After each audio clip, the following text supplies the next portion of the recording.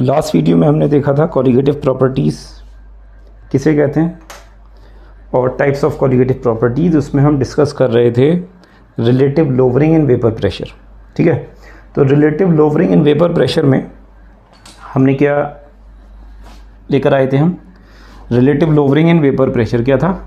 P naught A minus P T upon P naught A, ये थी relative lowering in vapour pressure equals to chi B, mole fraction of solute. ठीक है, तो यहाँ पर एक चीज़ समझते हैं। देखो, मैंने ये बात बताई थी कि P naught A minus P T को कहते हैं लोवरिंग इन वेपर प्रेशर, और ये पूरा जो फ्रैक्शन है वो है relative lowering in vapour pressure. ठीक है, तो यहाँ पर एक बात ये आती है कि lowering in vapour pressure, lowering in vapour pressure is not a colligative property but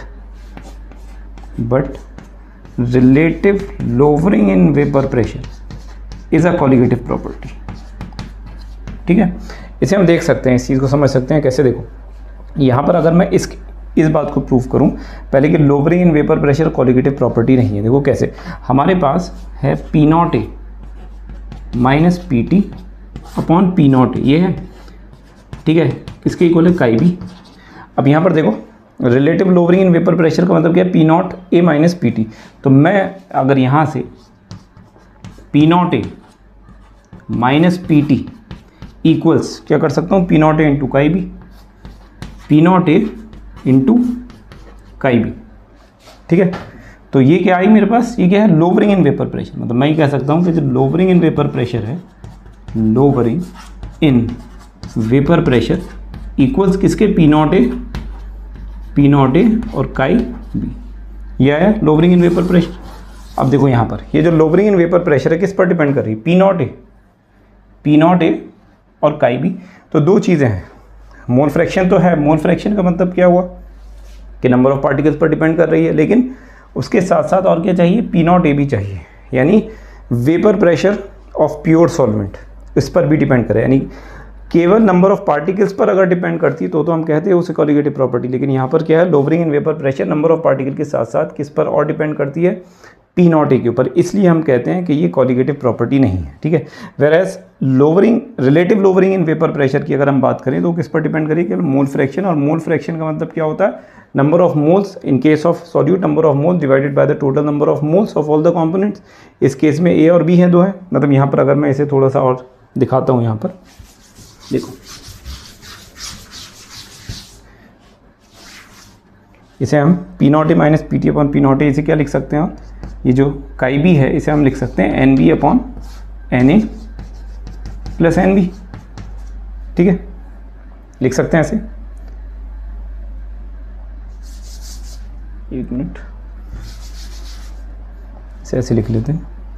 जो पी नॉट ए है, P naught A minus P T upon P naught A equals mole fraction of B. कैसे find करेंगे? B के moles upon A के moles और B के moles, इस तरह से करेंगे।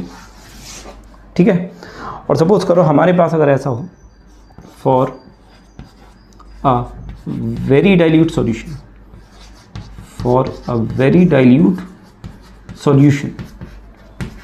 तो वेरी डाइल्यूट सॉल्यूशन अगर हो, वेरी डाइल्यूट सॉल्यूशन का मतलब क्या है? कि सॉल्यूट बहुत कम है, बहुत कम है, यानी सॉल्यूट के मोल्स बहुत कम है। यानी for a very dilute solution का मतलब ये हो गया कि एन बी बहुत कम है, it's very very very very less than N A.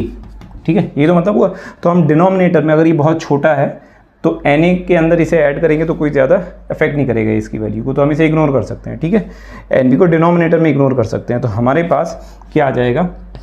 P naught A minus P T upon P naught A equals N B upon N A, N B upon N A. ठीक है, तो अगर very dilute solution है तो इसके लिए हम ये फॉर्मूला लगा सकते हैं, एन बी अपॉन एन, यानी डिनोमिनेटर में से सॉल्यूट के मोल्स को इग्नोर किया जा सकता है। ठीक है, तो यहाँ पर देखो, relative lowering in vapour pressure mole fraction पर डिपेंड कर रहा है। मोल फ्रैक्शन का मतलब क्या है? नंबर ऑफ मोल्स, और मोल्स का मतलब क्या है? Number of particles. ठीक है, तो relative lowering in vapour pressure colligative property है, लेकिन lowering in vapour pressure colligative property नहीं है। ठीक है।